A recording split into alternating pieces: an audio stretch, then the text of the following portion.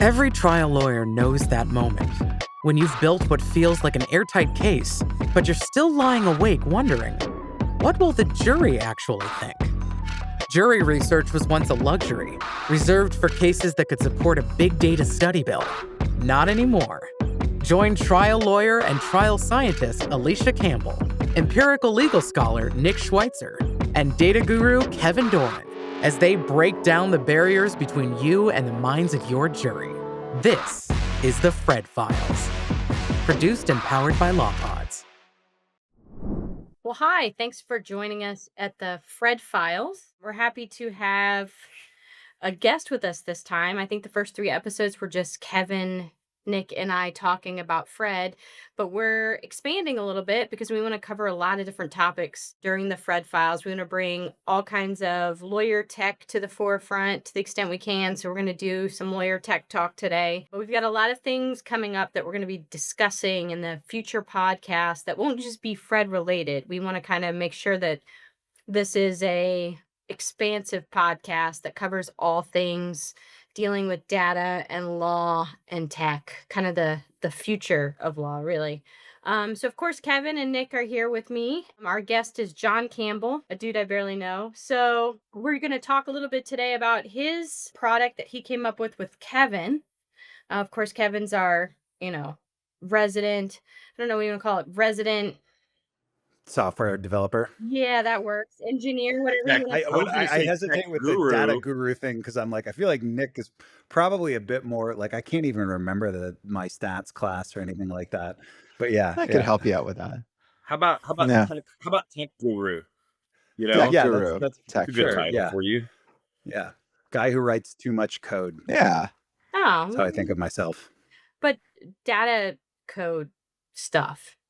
Yeah. So it kind of works, right? I think so. But you guys are going to talk about what you built, and it's called Res Ipsa AI. So why don't you tell us a little bit about Res Ipsa? John, do you want to do an introduction? I don't know if you really need to, but go ahead. No, introduction to me?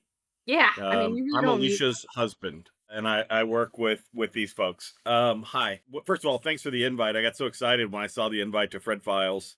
It's a big day for me, so thank you. This is the up-and-coming podcast. I've heard a lot of people talking about it, so I'm excited to chat with you. Second, I think Kevin is going to be able to tell you a lot more about the nuts and bolts of Res Ipsa, but I thought it might be useful to tell you from a lawyer's standpoint where this came from. And so, maybe it's even better to start back at what does litigation look like and what do trials look like? Litigation, as we all know, is kind of a depose anything that moves climate with the exception of a few states, right? In a few states, you don't depose experts. In a few states, the deposition culture is lighter, but in almost all states, the idea is if there's a witness, an expert, anybody that might know something about the case, depose them because you don't want surprises, you want to develop the record. And because often you need that evidence for summary judgment or to hold off a summary judgment or for settlement negotiations. And so the result is, in big cases, it is not uncommon to have dozens of depositions. Certainly, I think most lawyers listening will say, well, I had some case where I had more than 40. Maybe somebody will chat or write us and say they had 100. Depositions have become a core part and a core expense in cases. But my experience working on complex litigation is that it's very rare that the same lawyer takes all those depos, right? And so what really happens is a variety of lawyers from a firm take depositions over a period of months, years, or sometimes approaching a decade of depositions. And then there come times, either before summary judgment, before putting together a mediation statement, and particularly before trial, in which you really need to know what's in all those depositions. But since no one person took them all, or even if one person did take them all, they were also working 30 other files and taking other depositions. What happened, I was just reviewing a presentation today from lawyers because, I do big data stuff with Alicia. And so I see a lot of case presentations. And all the comments were, hey, we need to check this for accuracy. This is just my memory of what the witness said, but somebody needs to pull the depo and see if he actually said this, right? And so often when people actually check to see if the depo says what they remember it saying, it doesn't. We've been all faced with this reality that, hey, I'm getting ready for trial. Probably the best practice is I need to sit down and read 30 depots that average 150 pages each. So I just need to read 4,500 pages or so, since I don't have anything else to do. And that's how I'll get ready. There are very few lawyers who do that. So where do we end up with? What we end up with is either relying on others to tell us what the depots say, reading the depots ourselves, which is a massive time investment, or somehow getting these depots summarized to at least then start to look for the nuggets. The option that should be off the table, right, is go to trial or summary judgment or mediation and not have looked at the depots. But I can tell you it happens, and anybody listening knows it happens. So enter Res Ipsa AI and this idea that as ChatGPT was kind of growing and AI was getting better and these large language models were starting to work, the idea was, all right, can we leverage technology so that we could engage in this best practice of knowing what's in every depot, but in a time efficient way? And, the first temptation might be, well, I'll just throw my depot into, an AI and I'll have it summarize it. But if you've ever tried that, early on, it would choke on the depot. The depot was simply too long and it would just say, error out. Even if you found a depot that would fit, or now with more tokens, it would give you a, couple paragraph summary of a 100-page depot, which is not useful. And so what we started thinking about was, what if we could build a tool that's it's not a Swiss Army knife. It doesn't do 1,000 things, right?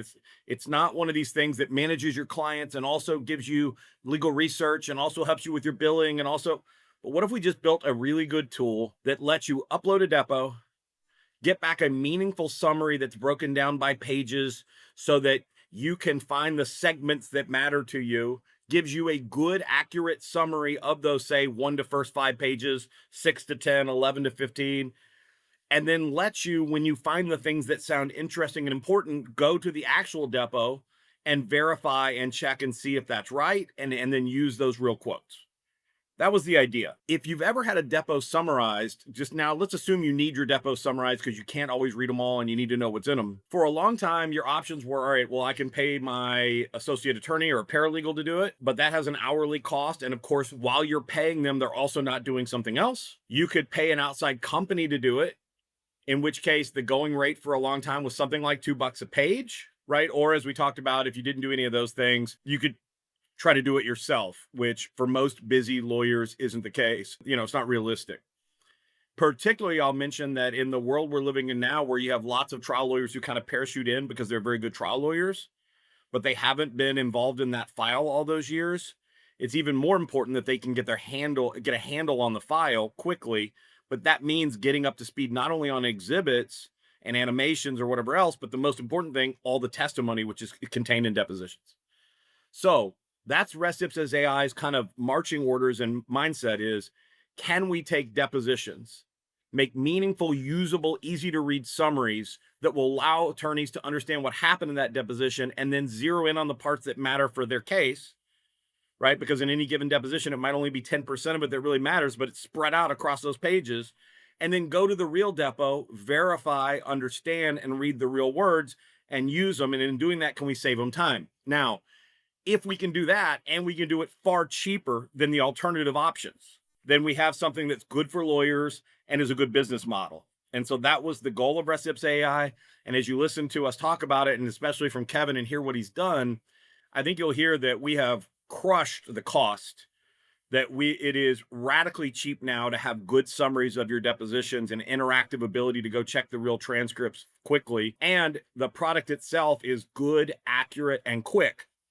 And so to cut to the chase, if you're like listening to this and you're like me, you're impatient on podcast, just imagine that you could now upload 20 depositions quickly, receive 20 summaries, and that would cost you about $100. Instead of those same 20 depositions, even if they were 100 pages each, being 2,000 pages and costing you $4,000. And imagine that those summaries you get are good, clear, and accurate and can immediately let you engage, so that you could upload them the next day, have them back, and spend one day working through summaries and going live to the depot and really feel like you know the file instead of spending weeks. That's Res Ipsa in a nutshell, and why we're pretty excited about it and why we're bringing it to market. Awesome. So tell me, Kevin, a little bit about formatting. What can Res Ipsa handle? How does it work? That's funny. That's not where I was going to start, but it's probably very interesting for people listening. The whole idea was that if you're getting deposition transcripts, you shouldn't really have to think very much about getting a summary. You can just go into Res Ipsa, which is a web page. You dump the summaries in, the transcripts in, and with one button, you click go. And a little bit later, like hopefully minutes in most cases, you get all of them back. And this was like, this was John explaining how this is supposed to work to me over and over again, because when you're building stuff like on the software engineering side, you have a million ways you can build something. And there's so many options for how you could do what I just described. And the reason it works like that is because that's what John knew would work as someone who has to deal with these depositions. You're about to go to trial. You have maybe 15 depositions for this particular case, and you want to just dump them in and get summaries. We did iterate a little bit on how wonderful it would be to email those to Res Ipsa and just have an email address. But as anyone kind of working in security knows, there's still, unfortunately, some email providers who aren't great about encryption. And in general, you just don't want to put sensitive stuff into emails.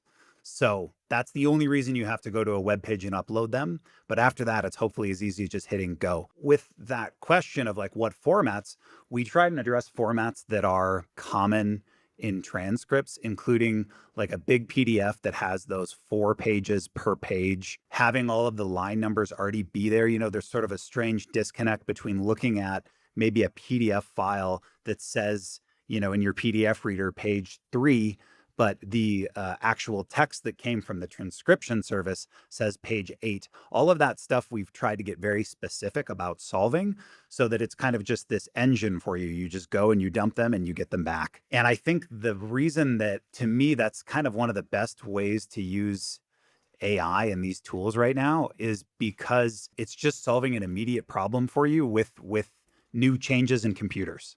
And that's it. And like that to me is so much more exciting, than, talking to especially like maybe a sales rep at like a very large software company. Usually in this space, it would be for like a legal operating system that can handle everything for, a solo practitioner or a small trial attorney team.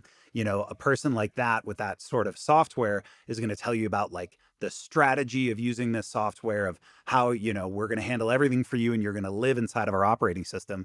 And all of us who have been in those worlds know that like those tools have tons of pros and cons, and they can get rather complicated pretty quickly. So what I really liked about this was that, it was literally like right after ChatGPT got popular, right after OpenAI started releasing these APIs, that John kind of said, hey, what do you think about this idea? And I thought, oh my God, that's brilliant, because it's like it's going to use this thing immediately for you to kind of get help in the way that AI is best, which is like something very specific. So that's kind of why we try and get whatever the formats are. If it's a text file, if it's a Word doc, if it's a PDF, however it's coming over from the transcription service. And we use AI for what it can be really good at, which is a very specific workflow thing, and I kind of want us to talk about AI in general as how it relates to Fred, because we're all here on the call. So I don't want to get too far into that, but, there's kind of 2 main categories. And the other one, as we know, is like big strategy conversational stuff. It can be amazing at kind of helping you think about something, a topic, in a conversational way, or dumping lots of documents, or having it kind of iterate on things. But when you get really specific with AI, that's when you have to be really careful, and that's when you need to do something like, here is specifically pages 1 through 8 of this 100-page deposition. I need you to give me a very clear summary of these 8 pages, and I need you to do that iteratively over this entire document. Then I need you to do this for 10 other documents. And carefully walking through that process and doing it well is kind of one of the advantages of using a software tool for this. And it's also one of the nice things about using a specific deposition summary tool over kind of like one of these operating systems that's trying to do a million things for you. Kevin, can you talk a little bit? You mentioned kind of a little bit about how this is working. I mean, for somebody who might just be like, well, I'm just going to like upload this file into ChatGPT and I'll just tell it to give me a summary. Like, there's obviously a lot more that goes into it. Can you talk about like how you kind of engineer all of this so that what you get back is not garbage with a lot of made up stuff in it? Yeah, definitely. So this is a great question in kind of using AI for everybody. And I think as we all learn more about how to use these LLMs in our workflows, There's like some kind of heuristics and things that we've all kind of figured out. And it's that when you give it too much information, it can get kind of confused. And a lot of that has to do with this thing we call the context window, which is basically like any one of the models, OpenAI's or Claude or Google's Gemini, like all of these tools, that they can't handle very much information at once. So there's like a whole industry popping up of like trying to help people deal with that limitation.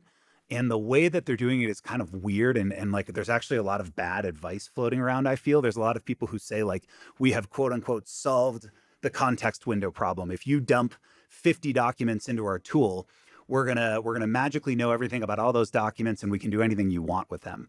And as users, like you've probably already figured out, like that's usually not true. And so Res Ipsa is a great example of this because it's like we already know our context here, which is imagine you're a busy attorney with 15 documents and you want them summarized. If you went and you dumped those into ChatGPT or Claude or one of these chatbot tools that these companies put on kind of the front of their models, those tools would definitely, like without question, give you an output and proudly tell you that they have done what you asked it to do. And I think we all now are very familiar with this frustrating thing where it just says with so much pride, I've done what you've asked me. And it's like, not at all what you asked. That happens a lot in this case because of this kind of under the hood thing of the context window of that, like even Gemini, which now boasts like a 1 million token context window, maybe some 750,000 words, it is supposed to be able to handle those 15 documents if they're all like 100 pages each, and or like 50 pages each or whatever it is. But it's just going to still get a little confused and it's going to just ignore that confusion. Like all of that, these like generative models, all they want to do is generate. They're just really excited to generate things for you. So they're going to tell you that they generated something and they're not amazing at telling you what their limitations are. So yeah, so you're going to upload these docs to ChatGPT. It's going to come back to you and say, I've done it. But it's going to have done like a really bad job of it. It's going to have kind of ignored lots of details, not looked carefully at each sections, not done like an amazing job of considering the context of what may or may not be important, kind of page by page. And it's going to give you sort of misleading results. And this is true beyond depositions or kind of the legal space, like just in general. Humans, what we can really do with AI is give it the right context in the right way, So if you wanted to do this with ChatGPT yourself, you would need to do it section by section, document by document. You need to take the time to sit there, think of good prompts, carefully go through each section and say, of these 25 pages, give me the really important things. And then kind of just keep doing it, copy and paste it over and over again until you handle lots of edge cases, lots of different formatting, deal with AI getting confused by specific things, deal with it sort of being confused by different personas or getting lost in the weeds. And that's kind of why you might use like a specific tool for lots of different AI stuff. These general purpose tools, like they're powerful and they're great, but there's so much more out there that you can do now by having tools that people built specific to certain tasks that as a developer, I hear people all the time like, oh, I can just do that with ChatGPT. And I'm like, I pay for different tools all the time in my workflow that are, yes, they're just ChatGPT wrappers. And I love it because it saves me hours. It's the same thing as anything. It's like, it's really helping me not have to spend a ton of time carefully going through the context. So anyways, Nick, I just gave you like a 20-minute answer to your question. Now, can I pitch in on that answer? I would just say this too, is we mentioned this on our site, but we're thinking through it because like, of course we wanted to make a good business case for the product. We wanted it to work, but we also wanted people just to be excited and like, hey, this is great, right? A win-win. And the thing that stands out to me as a lawyer is if I can get 15 depo summaries for about $75, it's not worth me even logging into ChatGPT, right? Because my time has value. My staff's time has value. The frustration of doing this has value. The risk of error has value. And so we really wanted to make something where anybody who heard about this and tried it and then said, yeah, that works like they said, would say it is illogical for me to try to do this myself. And I think that's what this is at this point to be able to drop some docs, send, and then receive quickly all of them ready and know that all this engineering's gone on the back end to make it work. It would be sort of insane to say like, well, I just don't want to spend that money. I'll have my secretary figure it out. because the hours that he or she spends figuring it out, even if that's your lowest cost worker, don't justify them doing this, even if they built prompts and could copy and paste them and then pull out the segments and then somehow paste them into a document where they look nice and all that. It still wouldn't make any sense, because in any given case, like, a deposition, a video deposition, depending on the state, costs somewhere between $1,500 and $5,000. You can spend, like, for 20 depos, you'd spend $100 to have them all summarized. Right? This is an infinitesimal cost. This is lower than the copy costs. This is lower than any kind of expense you have in a case. Well, and not only that, I think the other thing we probably should talk about a little bit, because we talked, John, you mentioned earlier, like for people parachuting into cases or getting caught up on the file, what makes this very different? Because with that kind of, we led with that, and then Kevin coming in and saying, you can give AI context and then it does much better.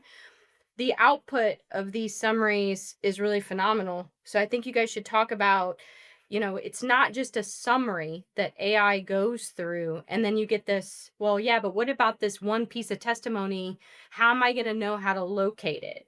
So maybe either one of you could talk a little bit about the output that you get from Res Ipsa and why it is so powerful with what you've done with AI. I'm glad you brought that up, because I realized that maybe we started talking about it when you don't really know what to visualize. So yeah, what I also really love about this tool is it's another web tool. I just saw a kind of an influencer that I follow in the software engineering space talking about the importance of having a file, like getting a file out of a tool and being able to hang on to it, versus like a document living in a web tool that you go back to and the web tool has updated and your login's broken and the format's different, and suddenly it's like you don't have ownership anymore. So yeah, so that was another exciting thing that John kind of hammered on from the beginning, is like, no, I just want a PDF, like, and I want it on my hard drive.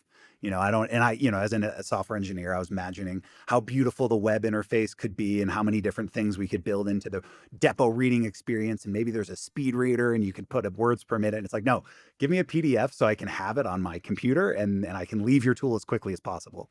That's thing one. And then Alicia, I think the second thing you were getting at too is that it's actually not just a summary in that PDF. It's an extended deposition transcript, meaning the summary is there and then the transcript is also in this PDF.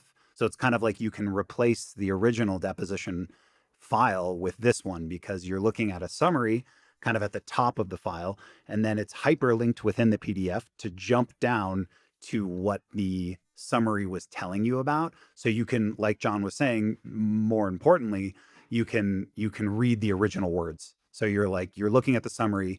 AI is very good at summarizing things, and you can see that it said, that the person was talking about this specific thing that was very important, that is that 10% of the depo that's important to you. And then you just click, see original, and you jump down and you see in the original deposition, and you can read the real lines and know, these are not AI generated lines. Like, we literally are putting the real transcript just reformatted at the bottom, so you don't have any risk of like looking at the AI sort of screwed up words of what it accidentally remembered the transcript to be. So you get the best of both, I think, which is really good. The ability to see that the AI like more or less took a really good pass at summarizing what happened, and then you get to just jump into the actual details. Let me give a concrete example of what Kevin just said, and then also some praise. So originally, our thought, one of the things we were worried about was, all right, we create a summary.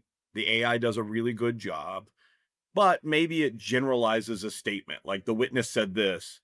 Well, of course, we never want a lawyer citing a summary. That's malpractice.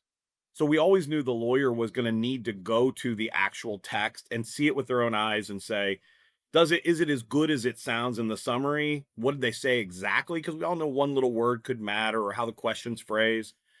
And so originally my thought was like, yeah, so then it'll say, pages 1 through 5, witness said this, attorney will go to 1 through 5 and look for that. Kevin brought this to a whole new level by making it all interactive and offline, so that you don't need to be in our system to use it, in a PDF. So now imagine, you're handling a trucking case and you read that the corporate representative of the trucking company says something like, in the summary, he admits that company did no vetting before hiring the sub carrier, right? The carrier that delivered the load. You think, whoa, if that's true, if this person said that, that's great. The ability to just click and go right to that part and read with your own eyes. And if it's gold, copy and paste right then into your filing motion, hot docs, summary, whatever you're using it for, and know that you have captured the exact text page and line is amazing because yeah, I was thinking about like use cases, whether it's your own file or somebody's parachuting into a file to kind of take over and try a case, the ability now to scan what maybe takes 100-page depo. What do you think? Takes it down to maybe 10, Kevin? Like 100-page depo is maybe a 10-page summary. Yep. Yeah. So like it's a 10th the reading. And then you get to that part where you're like, oh, this is the gold. This isn't where they were like being evasive and talking about their background and I don't care. This is where the questions got good. And go right there and see exactly what you need, pull it out and have it. And then do that to the next depo and the next depo and the next depo. And in an afternoon, have your hit list of admissions, key things, or when you're prepping to put on your own witness, to check carefully to make sure they didn't say anything that worries you, that they're not going to testify in any way that's inconsistent with their deposition testimony. You're not going to expose them to impeachment or cross. Like, this is game changing. Alicia and I work a lot with attorneys who jump into cases because they're really good trial lawyers and they're going to be brought in to try the case. We just did this recently on a big case. It is a real challenge for those lawyers to know the file and sense all the good and bad that's in it. But with summaries like this, it is realistic even for the busiest, most successful trial lawyers in the country to meaningfully read these summaries, go spot check the things that worry or interest them, and feel much more confident that they have a genuine read on the case's strengths and weaknesses and not what someone is reciting to them as best they can recall, which is by definition subject to all the human errors we all make. Because part of that is that you batch it, right? So when we talk about these summaries, what we're not getting, it's just so we can explain for, because everybody's like, well, wait, okay, so you're going to have these places where I have hyperlinks and I can get to the testimony. But if my depo is 625 pages, like how am I going to get that in terms of output? And how are you guys actually doing it? So maybe talk a little bit about how you do the batching part so that, the listeners or the viewers on YouTube, who knows, are at least understanding how this works and how, because one of the things I think is really remarkable about the tool, and it's why I use it and I love it, is that it is very specific. So I'm not reading just AI's full-blown summary of 625 pages. You guys have it down to where it can be as specific as I need to, so I can skip over the background information of the witness with some confidence, as opposed to just reading a full summary with maybe hyperlinks here or there. Does that make sense? Yeah. The batching is wonderful to think and talk about because it's becoming some of the main work everyone has to do in AI. And you hear this term being thrown around a lot right now called agentic, like agentic AI. We're working on an agent. And I went to this wonderful talk with this CTO of one of these AI coding companies where he and his team have to write a lot of code that takes other people's code bases and gets AI to do useful things with it. And he put up a slide that said, like, it's kind of one of those like Scooby-Doo unmasking a villain things. And it's that like agentic AI is just doing everything in what we call a while loop. It's like just doing something over and over and over again, or, batching something up and thinking about how many times do I need to iterate over this thing until I feel like I'm done, and you can get super creative with this because it's like, that context window I mentioned, maybe they can only look at a certain number of pages per time. But if you tell them to keep looking, they can do more interesting things. So if you get like a 600-page deposition, we don't just have this one shot, oh, we need to get it down to 60 pages. Hopefully we did this right. What we do is we go through it in chunks and make sure each section has a really good summary. And then we can go through that again and make sure that we're getting good summaries of the summaries. And then you can do all these kind of crazy things and there's like whole experts and companies spinning up around this. But basically what you do is you just have one AI check the results of another AI. You say, hey, how is this? Did this get it right? And, 9 out of 10 times it goes, yeah, that looks pretty good. And then 1 in 10, it goes, whoa, that was a little weird. Maybe do it again, So you get to do all these little tricks with batching. And that's really what all of these kind of like applied AI engineering type companies or service providers are doing, is they're kind of just figuring out like how many times should we ask the chat bot basically what to do here. And then when we encounter this situation, go left. And when you hit this one, go right. And that's kind of actually how we get through some of the formatting challenges, some of the input challenges, to just kind of, you can picture you as a person going through that 600-page file and being tasked with this, make some summaries. That's kind of what we're having the AI do, is just kind of go through and make good choices like in batches about what a summary of these pages might be. And again, like I like telling what the limitations are. Like it is AI, it's never going to be perfect. Just like all computer software, it's like trying to do its best. And that's what's really nice about doing these things in batches, is you can try and catch some of those problems. And then also you're just, you're giving the human a strategy here. Even if you don't use Res Ipsa, if you're using some other summary tool, the gist of it is like the summary is there for you to reference the original. Like you want to use a summary in a way where it's helping you guide you to the important sections in the original, and you're never throwing the original away. You're always kind of doing the combo of looking at what the high level might be and then finding the important details at the same time. I have a question. Go for it. For all of us who have been working on Focus with Fred. When you hear us talking about summarizing depositions, how do you guys think about our summary work with, juror comments in Focus with Fred? Well, I mean, it's a similar thing, right? I mean, it's similar and it's not, because in Fred, you have these kind of utterances and opinions and things written in all manner of proper and improper English from this array of 75 or however many people that it's trying to kind of pick themes out of and things like that. And so I'm curious, actually, like, is it trying to, so we have with Fred very specific kind of prompts of very specific topics, where we can give it a little bit more context. Like the jurors are going to be talking about X, so tell us what they're saying about X. Here you just have anything. Any depo can be about any topic, or many topics. How is that? Are you doing anything with that? Like, how does that work exactly? Right. Yeah. Like the topic of the deposition has nothing to do with the approach we take in building the summary.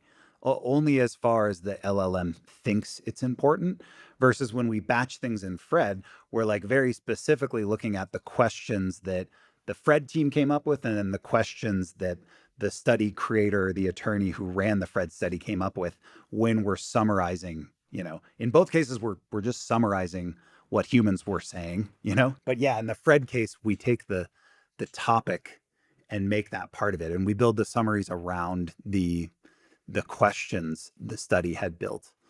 But it is interesting because it's the same thing. We're sort of trusting an AI to tell us things. Like I said at the beginning, like there's sort of, you want to use AI for something extremely specific, or to kind of help you strategize and think broadly. And I think with Focus with Fred, it feels a little bit more like that strategy thing, because it's a little bit more like you don't want to have to sit there and read like a whole bunch of people's comments about a bunch of different things and figure out like what, reading through all that, what it means. You kind of want the themes. You want to know, like, in general, when people look at this case, what are the main reactions? So yeah, that's an interesting, I never thought about it with the deposition summary tool, if we could take the topics that are provided and put it into it. I think you probably don't. I mean, I think it's probably better that you want it to just be very focused on what is the summary I'm producing.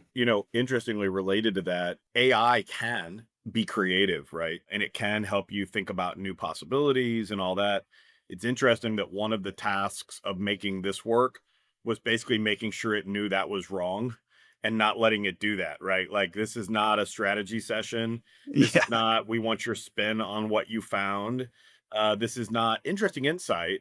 This is summarize it accurately and honestly with no embellishment, right? And I know that Kevin did some real work kind of making sure that happens so that AI doesn't fill in gaps, because as we've been talking about, its primary drive seems to be generate. Never say you don't know. Never say there's not an answer. Never say, shucks, I'm not sure, right?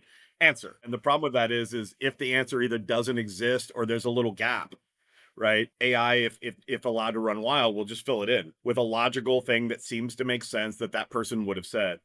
And so maybe it's worth just mentioning that. I mean, I think we've put some work into that, both in the way you can tune these and the way you prompt them, to make sure that this is maybe the most boring work for AI. If it had feelings, would be like, oh, just summarize what's there with nothing else. Got it. And multiple times, right? Because AI gets better the more times that you say, "Are you sure?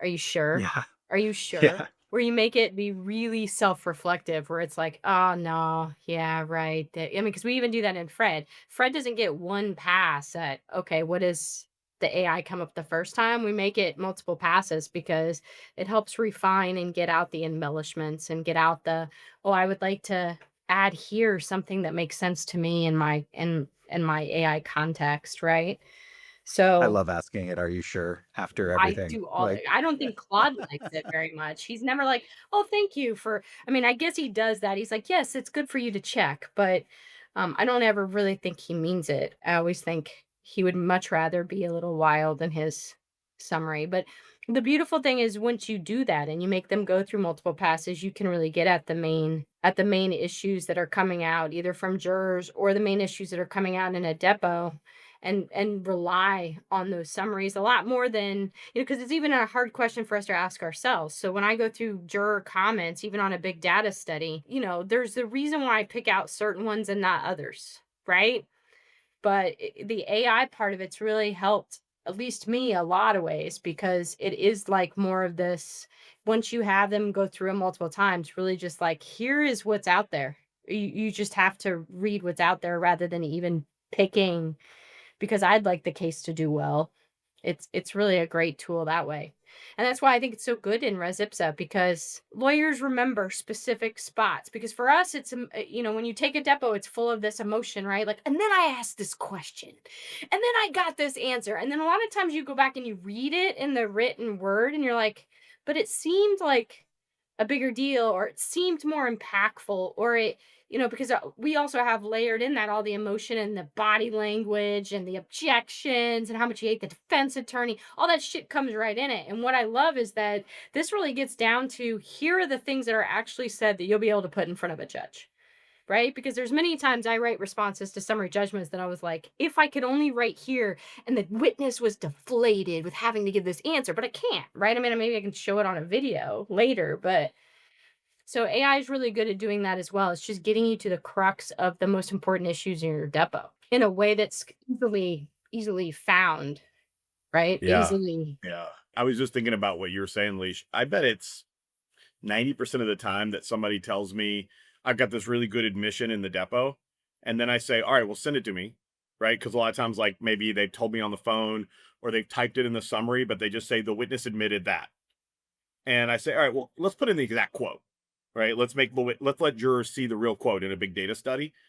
I bet it's 90% of the time the quote's not as good as what the attorney thought it was. And I'm guilty of that too, because I think as we galvanize these things, they sort of turn into this nuggeted admission. And then often we see that the witness was more caveated, careful, or nuanced than we remember, or the question we asked was dog shit and really unclear. And so the admission is far less certain. And so, yeah, this lets you check all that. By the way, I don't know if this is useful, but since we're recording and we can edit, um, like it might be fun to think about too, because AI is moving so fast. One of the things I was thinking about is that even just in the time that we've been working on Res Ipsa, part of the challenge has been what we were originally going to build. Now the AI does more and better, right? And so that changes. And so the product evolves as the AI evolves. And I think we all know that in the next few months, inevitably, there will be some big leaps, right? There's already been some big leaps. Altman has now said that GPT-5 is going to be smarter than him. I mean, I think there's more coming for sure, and probably better. So another thing to think about is, what does a deposition summary and maybe slightly more broadly legal document summary tool look like as it continues to evolve? And I ask this because it would be fun as people to listen to this for them to email us and say what they wish it would do, right? Because I think Kevin and I have talked about it. And I think what's coming out right now is our most basic vision in many ways of a simple do it for you on the most important document in your case kind of tool, Depos. But in the future, you could imagine that this tool could do some new things that other people have started to play with, like ranging from suggest stuff that should have been asked of that witness, which might be useful if you're going to trial, identify inconsistencies for you, right? Like, okay, tell me anything you think now that you see that seems to be they said A then B that might help you look for that stuff, right? Pull out on key topics that you flag and highlight those differently than just the summary. Like, oh, you asked about this topic. Here are the pages where I see that. And beyond that, I've started to use AI in a number of settings, like when I get an opponent's brief, have the AI give me an overview of it before I read it. Because as I read briefs, I tend to get buried in the first details and then I get really locked in on those and I didn't make it to the end. So I missed the sort of gestalt of it. I also get angry at like misrepresentations of cases by the opponent. And so then I like go look up that case. And before you know it, I'm like down a rabbit hole on page 3 of the brief, but I didn't read pages 4 through 12, right? So I've started using AI to do that. When I was preparing for an appeal, I used AI to read all the opinions by the court that I thought were relevant. And then I asked the AI to act like one of the conservative judges and to pepper me with questions to get me ready for oral argument. So maybe if we open this up just a little, there's this interesting world in the legal sphere where we can use these types of tools to summarize things, to reflect on those things, to get us out of our own bubble. And so in case it's worthwhile, because I think we talked a lot about Res Ipsa and kind of its core features, it might be fun to think about how AI tech generally is going to continue to impact the legal field, and maybe to narrow that slightly, because that's a huge thing, with a summary tool like Res Ipsa AI and future features. Yeah, I love thinking about what might happen next with these tools, especially our own tools. Like Focus with Fred, I can brainstorm about that all day long. Res Ipsa 2, like I think there's so many things that are happening with AI, and it's super exciting. The thing that's interesting about tools, especially in software development, it's like we're sort of on this bleeding edge of like what the tools are trying to do for us, is sometimes they will try and incorporate something that they maybe should not have. There's this one tool I'm using right now with writing code, and I have this whole system for how I get it to brainstorm. And the editor I'm using just released a feature trying to have it built in the brainstorming process, which totally screws up my brainstorming process. And the tool kind of refuses to get back to my, let me do it the way I was doing it. So there's always those interesting trade-off questions. I have a question for you guys about specifically Res Ipsa and depositions. Is, should the deposition summary include key admissions that the LLM thought were like sort of things that because some tools do this and they try and make, which is like a summary is one thing, but saying that you thought that the witness just admitted something is like a judgment call, so it's a slightly different thing. And I think if it falls into the category of, I guess I'm giving my answer before I even let you guys give yours. I'll wait. What do you guys think about that? Like the summary having something like that? No. I mean, I don't mean no in the sense that like, oh, that's terrible, it has it. I mean no in the sense that I think it has limited usefulness. My Okay. experience with AI is that that's what it's not good at, right? Like is recognizing that admission is key in this case. So my guess is the list would be both over and under inclusive. Like, oh, here's this great admission, and you're like, yeah, they admitted they went to Yale. Great. Like, I'm Yeah. actually not going to win the case on that. And then likely missing an admission because it doesn't sound like one. That's also a challenge of the AI would need to have read all the depos, have the context of the case, know the legal instructions in that case and the goals, to then say, oh, when they admitted that, it fits that negligence instruction and gets us agency here, right? My thought is right now, that's like more of like a feature somebody adds because it sounds cool. Right. But it doesn't strike me as a feature that's actually functional or useful, because if I get a list of 15 admissions, but I know that probably only 3 matter once I actually go through them, and I don't know what admissions it missed, I don't think that that didn't speed me up at all. I should have just read the summary and gone to the parts that sounded interesting. Yeah, I love that answer. That's better than the one I was going to say something somewhat similar, just not as on point. I think when it does a judgment call, you have to be a lot more careful. You have to give it way more context than just, tell me what happened here. And yeah, and then the second problem is that people then kind of rely on the tools a bit more. So what you were saying about exciting things that it could do, that got me excited about this idea of like one thing that it's great at is like what's missing. That's a fun one, like what's missing here. And so you kind of mentioned a little bit like, what maybe would have been good to ask this, what's sort of like a missing question here. That happens a lot like with tech planning and architecture plans. Like you come up with a plan, and then a really wonderful feature with AI is just being like, what do you think I'm missing here? And then it gives you like 5 things and you're like, oh, I didn't even think about 3 of those. Yeah. So that's really exciting. But when you try and make judgment calls on stuff in there, you have to be pretty specific. You're kind of leaving the world of brainstorming and entering the world of like carefully knowing what's going on. Yeah. I think like, so for me, yeah, I agree with you. So it's harmless to say what else could have been asked about here that probably should have been, because you recognize sort of intuitively that list is a brainstorming list and maybe only a couple matter, right? And to the extent it left something out, it's still stuff you hadn't thought of, right? It's okay. It's really different than like find the admissions, which I think would be dangerous to rely on. The other feature I think that maybe will, be useful is simply to say, hey, there are a couple topics I'm really interested in. And not to have the AI make any judgment, but just like if they talked about the driver's training, or if they talked about any prior problems with this doctor, or if they mention whether there was any engineering study, I'd like to know that. And to maybe trigger the AI to look very specifically for those instances and pull them out. Because right now, what an attorney would do is they'd either have to read the whole summary when they use Res Ipsa, or before that, read the whole depo, or there's like a keyword index in the back of depositions, and you look for engineering. But of course, someone could talk about engineering without using the word engineering. I think AI is actually pretty good at giving it the sense that you want to find any reference to something like engineering of the structure and saying, here's the things, here's the places they seem to discuss that. It could still miss something, but it would give a starting point to look.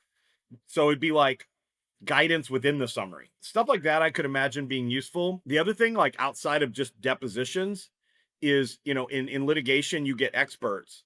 And often what you do when the opponent in a case designates an expert is you get their CV, you try to find past depositions they've given, you try to find any reports they've written, and what you're looking for is any articles they've co-authored.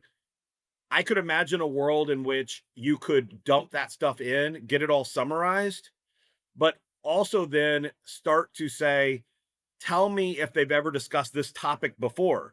Because if I could find out that in a past deposition, the expert discussed, whether or not a UTV roll cage should be able to withstand a certain speed crash, finding that they've discussed that before and that what they said in a previous case is inconsistent with this one can be a game changer in a case when you're hurting the other side's expert. And I think AI could be really useful in speeding up that sort of stuff, because it's great when you write in. So what happens is, there's an expert on the other side, you reach out to your networks and you find that, yeah, this person's given a deposition in these other 6 cases. You write the attorneys, you get the depos. But now you have 6 depositions that you got to work through. Well, now we could summarize those and maybe in a future iteration say, go through these and look for this. And I think that would be powerful if it could chew up CVs, their articles they've written, because also experts tend to be co-authors on tons of articles. And sometimes they published an article 8 years ago on talcum powder and its potential to cause cancer. And now they're testifying for $800 an hour that talcum powder can't cause cancer. All right, well, boy, I'd sure like to know that. And I think that's the sort of powerful thing that AI could speed me up and help me be more likely to find it and identify it and use it. Awesome. A couple of other things that I think people ought to use Res Ipsa AI for that will improve their practice. One, if you had a standard practice that every deposition transcript that comes in goes immediately into Res Ipsa AI, gets summarized, and you get that summary, one, that goes straight in the file, right? And so that's wonderful because people often have the practice internally in it that they make some notes after the depo. Well, now, like for example, I was raised in a firm where you were supposed to make notes after the depo and kind of save them to the file while they were fresh. You could do the same thing now and have a good summary in the file living with the depo right away with no effort at all. That should be a standard practice. 2, imagine if you were to send those out to your client periodically. A lot of attorneys are doing, I think, working harder and harder to keep their clients in the loop. Well, this costs you nothing. You could, it's $5 or something like that, right? Depending on your plan to send your client something that shows you are taking depos and what's happening in those. And man, that will head off a lot of doubts, questions, and phone calls. And it helps them with, it helps you with client management, which of course helps you in all sorts of ways, from the ethical rules to when you're talking about settlement, having trust with your client. And so this is something that to me is like an easy add that adds value, but doesn't cost much. The other thing I'd say is if you're a big firm and you're thinking, man, we have hundreds or thousands of files, that means we have thousands or tens of thousands of depositions, then reach out to me and to Kevin, go to the site, contact us, and we will work with you to create a bulk plan, right? Because that absolutely makes sense for us and for you to figure out a good pricing model if you're going to do hundreds or thousands of these. And we'd love to talk to you about that because our view is unabashedly that it will become malpractice not to do this in the near future, and that it would be silly, right? It would be a waste of your client's money to pay humans to do it, and it would be malpractice not to do it when there's a tool that would let you. And so contact us and we'll get you on the straight and narrow as quickly as possible. Well, thanks for joining us today. It was nice to have some Res Ipsa talk. Always good to see you guys. Great to have a special guest. It is. It's nice to have Yes. somebody to talk to besides ourselves. But yeah, please join us again for the next Fred Files. Thanks for tuning in today. Thanks so much. Thanks for having me. Thank you for listening to the Fred Files. If you found value in today's discussion, please subscribe and share this episode with your colleagues. To explore how Fred can transform your case preparation, visit us at focuswithfred.com. Produced and powered by LawPods.